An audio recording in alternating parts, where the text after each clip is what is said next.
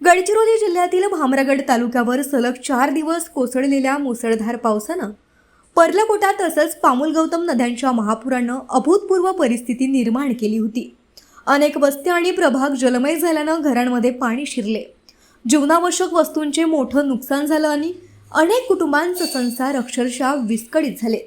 आता पाणी ओसरू लागल्यानं जनजीवन हळूहळू पूर्वपदावर येण्यास सुरुवात झाली असून प्रशासनानं मदत कार्याला वेग दिला आहे।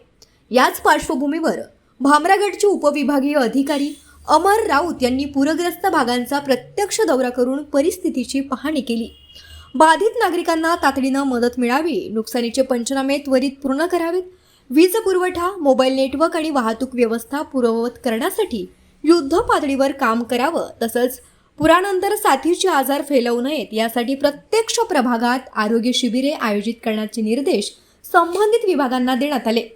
प्रशासनाच्या या हालचालीमुळे पूरग्रस्तांना दिलासा मिळण्याची अपेक्षा व्यक्त होत आहे। सर्वांना कल्पना आहे यामध्ये की 200 मिलीमीटरपेक्षा जास्त पाऊस हा खूपच कमी वेळामध्ये भामरागडमध्ये पडलेला आहे। अशी सिच्युएशन ही अनप्रेसिडेंटेड आहे आणि याआधी अशी निर्माण झालेल्याची बातमी फार कमी आहे आणि त्यामुळेच फ्लॅश फ्लड्स किंवा पूर परिस्थिती या शहरी भागामध्ये तयार झाली होती। तालुका प्रशासनाने तत्परतेने अराऊंड 700 लोकांना रिलोकेट केलं होतं। 4 ते 5 शेल्टर होम आपण तयार केले होते, यामध्ये 2 हॉस्टेल, आपल्या शाळा या समाविष्ट होत्या आणि इमिजिएटली रिलोकेशन केल्यामुळे कुठल्याही प्रकारची जीवितहानी याच्यामध्ये झालेली नाही आहे। SDRFची टीमही इथे तैनात आहे। कसल्याही प्रकारचं बचाव कार्याची जर गरज पडली तर SDRFचा पण इथे रिस्पॉन्स इमिजिएट आहे। यामध्ये आता पहिली फेज जी आहे ती पुराची झालेली आहे आणि आता सेकंड फेजमध्ये आपण तात्काळ पंचनामे करण्याच्या सूचना या सर्वांना दिलेल्या आहेत। पंचनामे करणं चालूही झालेले आहे।